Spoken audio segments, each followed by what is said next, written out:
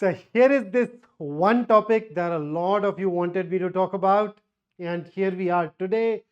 How can we master our focus in order to get the max out of our preparation?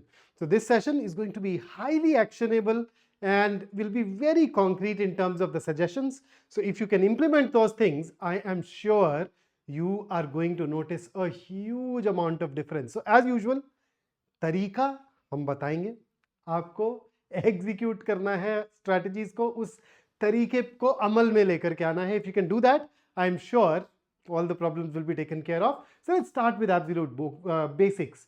What exactly is focus?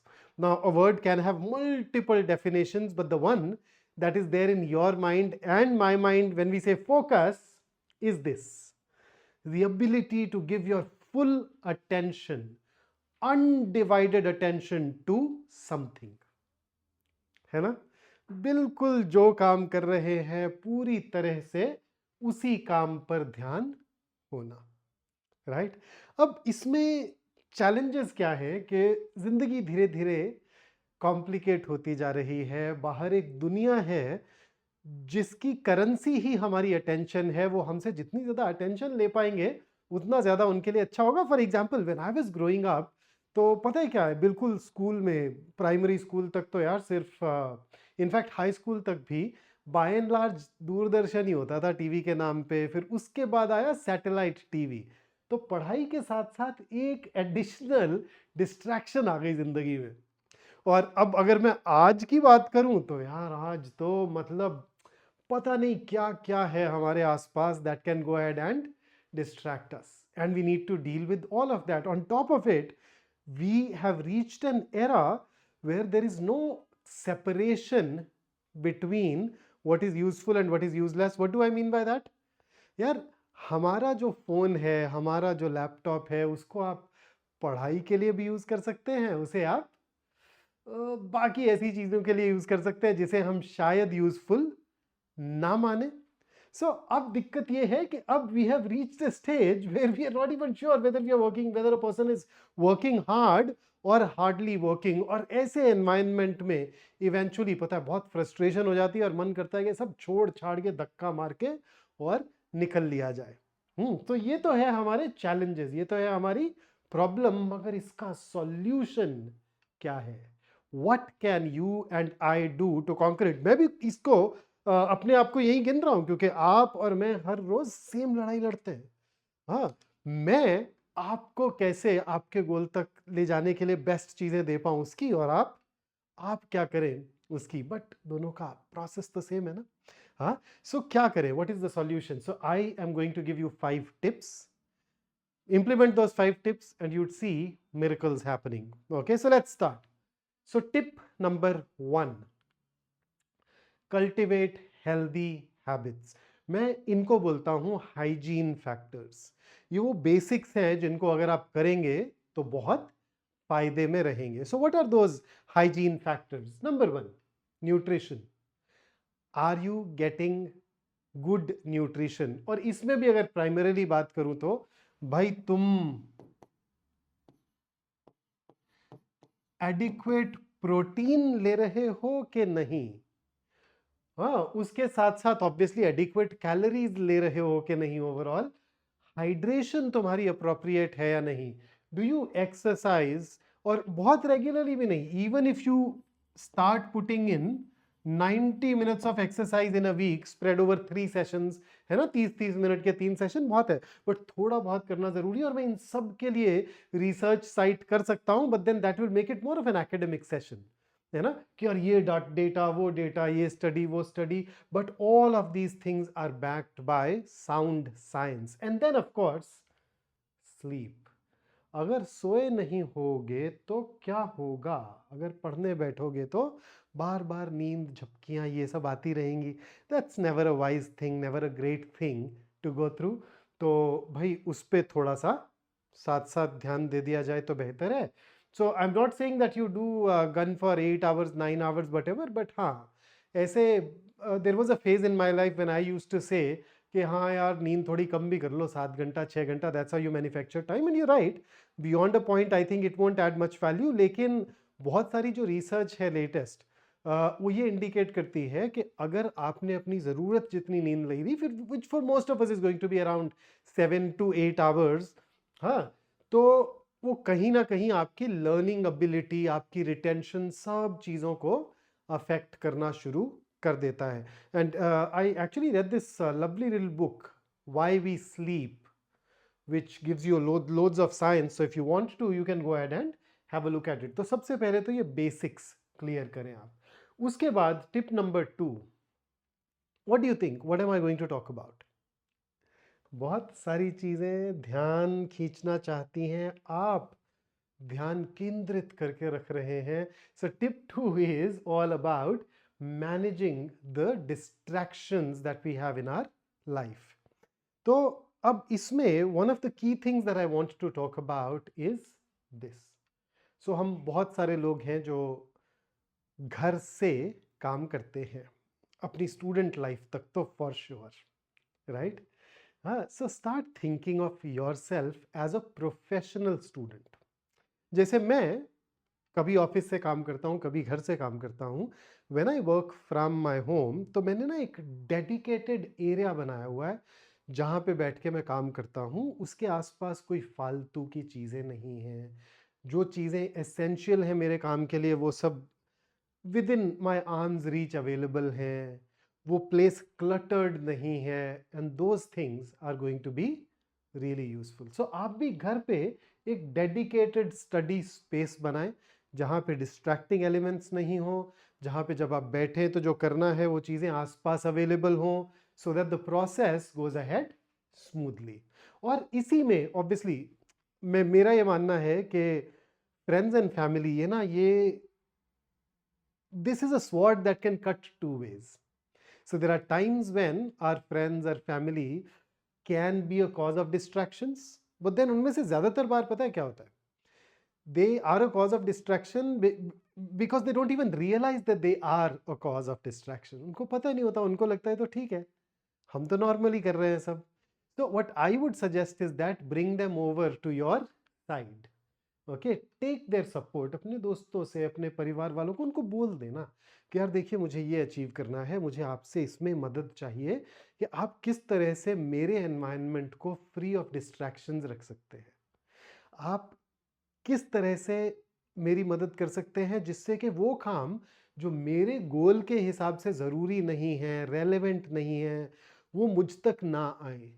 आप ऐसा क्या कर सकते हैं जिससे कि वो डिसीजंस जो बिल्कुल मंडेन है, ऑर्डिनरी है, जिनका मेरे गोल्स से लेना देना नहीं है, वो मुझ तक ना लाए जाए. Because that's also cognition load है ना, आपको कुछ तो ध्यान रखना पड़ेगा ना उन डिसीजंस के लिए भी. तो इन सब चीज़ों में you can make them your allies by talking to them, because if you don't talk to them they wouldn't even know that they could have done so much for you. और जो आपके अच्छे दोस्त हैं और जो परिवार वाले तो ऑब्वियसली अच्छे हैं ही, हाँ, तो वो आपके साथ चल के काम कर पाए. और उसके बाद सबसे बड़ी डिस्ट्रैक्शन जो हमारी आजकल की है वो है, तो इसमें आपके लिए कुछ चीज़ें पॉसिबल हैं, है ना. जैसे you can start using the airplane mode and the do not disturb mode more often. I can do that because I need to stay in touch with my team. हाँ, बट कभी कभी मुझे लगता है कि ऐसा मुझे भी करना शुरू कर देना चाहिए. But then I have over the years trained myself to ignore my phone calls. बहुत सारे लोगों का ना कॉल आते ही लगता है यार उठा ले, अपना छोड़ो, दूसरे का फोन भी आ रहा होगा ना तो लग रहा उठा लो. नहीं, हमने, लेट्स नॉट फॉरगेट, हमने अपना फोन अपनी सुविधा के लिए लिया है, दूसरों की सुविधा के लिए नहीं. सो यूज दोज थिंग्स. और इसके अलावा जो मेन चैलेंज है वो है सोशल मीडिया का. सो social media ends up sucking in a lot of our attention, a lot of our time, and that can frankly be very bothersome. तो ऐसे में क्या करें? Remove all the distracting apps. हाँ, जैसे मेरा जो फ़ोन है, आई रियलाइज्ड कि यार मैं ना ट्विटर पे काफ़ी टाइम स्पेंड कर रहा हूँ, रेडिट पे टाइम स्पेंड कर रहा हूँ. हाँ, मैंने वो एप्स अपने फ़ोन से हटा दी. अब आपने शायद एक किताब के बारे में सुना हो, एटॉमिक हैबिट्स. उसमें एक कॉन्सेप्ट है फ्रिक्शन. फ्रिक्शन इज, अगर किसी चीज़ को करने में थोड़ी एफर्ट लगेगी, शुरू करने में चैलेंज होगा, तो उसको शुरू करने की प्रोबेबिलिटी कम हो जाती है। तो जो चीज़ें आप नहीं करना चाहते वहाँ पे फ्रिक्शन बढ़ाएं, जो करना चाहते हैं वहाँ फ्रिक्शन घटाएं। तो मैंने ये ऐप्स रिमूव कर दी। इसका मतलब ये नहीं है कि मैं इन ऐप्स को यूज ही नहीं करता हूँ। What I have instead done is that I've increased the friction by designating a distractions device. तो मेरे पास एक अलग डिवाइस है जिसका काम ही सिर्फ ये है कि यार सोशल मीडिया इस पे यूज होगा। तो मेरा ट्विटर उस पे है, मेरा रेडिट उस पे है।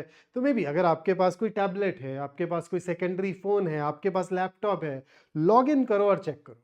फोन पे मत रखो। और उसमें भी वो एक अंदर अंदर से इच्छा होती रहती है ना चेक करने की। तो schedule social media breaks. I am not saying go completely off them, it's all right, it is good to stay in touch with the people, good to know what's happening in the world around you, but it is bad to get sucked into it mindlessly and spend hours doom scrolling. हमें वो चीज से परेशानी है। तो यार आप decide कर सकते हैं ना कि मैं हर 2 घंटे के बाद 5 मिनट के लिए सोशल मीडिया यूज करूंगा, या हर 3 घंटे के बाद 10 मिनट के लिए सोशल मीडिया अपना चेक करूंगा, कैलेंडर में डाल दो, right? And that is going to help you immensely. तो इन चीज़ों को अगर आप फॉलो करना शुरू कर देंगे तो काफ़ी हद तक जो डिस्ट्रैक्शंस हैं आपके आसपास, आप उन्हें मैनेज कर पाएंगे। Then my tip number 3 is set goals. I have talked about these earlier, I will talk about these later, but then at the end of the day, your focus is very intimately tied with the things that you want to do. तो जिस दिन मुझे पता ही नहीं है कि मुझे क्या करना है, कोई कॉन्क्रीट, कोई क्लियर कट प्लान ही नहीं है, उस दिन मैं अगर उठूंगा कुछ करूंगा भी तो क्या करूंगा, है ना? वो जो लैक ऑफ क्लैरिटी है मेरे गोल की, वो that seeps into the rest of the life. Man तो आपको बहुत बार ऐसा होता है ना, मैं ऑफलाइन क्लासेस भी मैंने ली हैं कई साल, कई डेकेड्स। तो क्लास के बाद जिसे पता है कि अब उसे क्या करना है बाहर निकल करके, और जिसे पता है उसे, जिसे नहीं पता उसे क्या करना है बाहर निकल के, आप उन दोनों लोगों के चलने तक का तरीका डिफरेंट होता है यार। तो आप गोल्स सेट करना सीखें और उस गोल सेटिंग प्रोसेस को यूज करें। I will also be working with my students in another few weeks on this. If you want to, you can join me on my Telegram group. It's called VARC by Vikrant sir. Underscore डालना है हर एक 2 words के बीच। आप आ जाए कुछ time में, वो थोड़े थोड़े है ना 10-15 मिनट के सेशंस लेकर के, और ये जो गोल सेटिंग है will go ahead and wrap that up. तो आप इस पे अगर काम करेंगे तो there be a huge reward, but this is an entire discussion all by itself. If you need help, drop in that group and I would love to help you. Tip number 4, use the right techniques.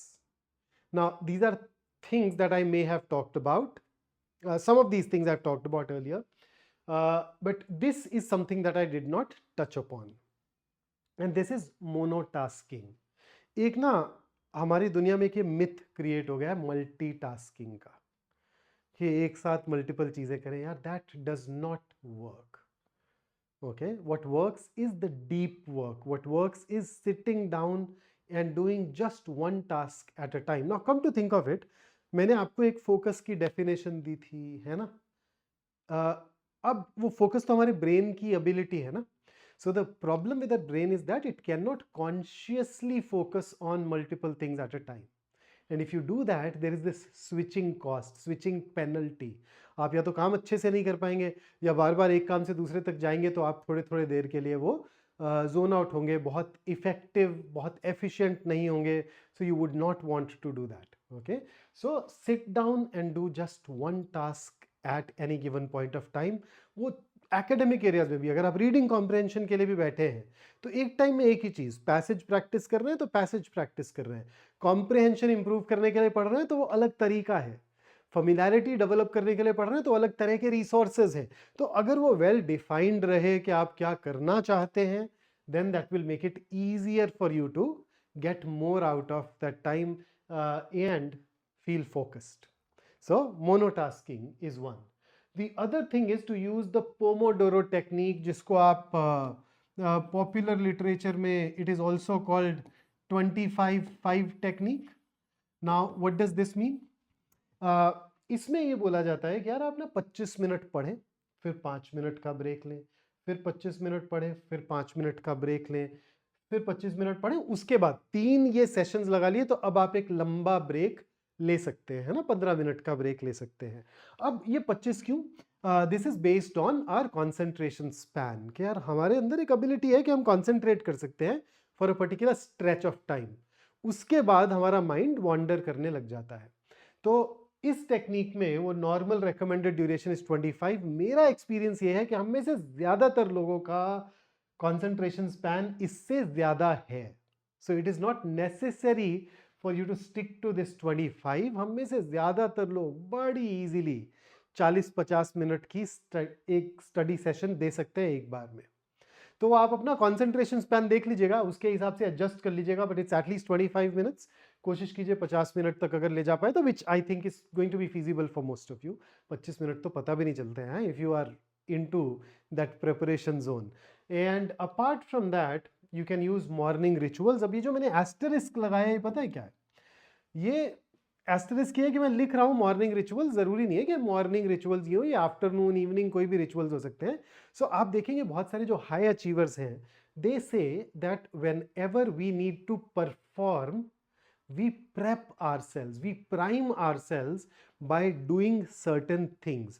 जैसे आपने सुना होगा कुछ लोग गाना सुनते हैं, हाँ, कुछ लोग मिरर के सामने खड़े होकर के अपने आप से बात करते हैं, कुछ लोग एक अपने आप को एक सेल्फ एक पेप टॉक देते हैं, हाँ, कुछ लोग एक पर्टिकुलर तरह के मूवमेंट या जोन्स में इन्वॉल्व होकर के उस तरह की चीजों को करते हैं। So different people may engage in different rituals. हाँ, तो आप भी ऐसा कुछ कर सकते हैं ना, maybe every day when you get up, just stand in front of a mirror for a couple of minutes, look into your own eyes, remind yourself of your goal, tell yourself that you got it, that you are a champion. हाँ, और काफी सारे लोग मुझसे वो self help books के बारे में पूछते रहते हैं। उठ करके उसके बाद ये 2 मिनट मिरर के साथ लगाने के बाद में maybe you can sit down, do some deep breathing, read 2-3 pages of that self help book and then start your day. And when I say start your day, अब वो जरूरी नहीं है ना कि उठते ही आपको पढ़ाई करनी हो, शायद उठ के आपको कॉलेज जाना हो, आपको ऑफिस जाना हो, वापस आके आपको अब परफॉर्म करना है, तो आप वापस आकर के उस रिचुअल को इवनिंग रिचुअल, आफ्टरनून रिचुअल में कन्वर्ट करके you can set your self for getting into that additional zone, right? So this is something that will help you a lot. And my fifth and the last tip is train to focus. What do I mean by that? देखिए, हमने एक focus की definition देखी थी शुरू में। Another way of defining focus is to keep our mind in the now, in this present moment.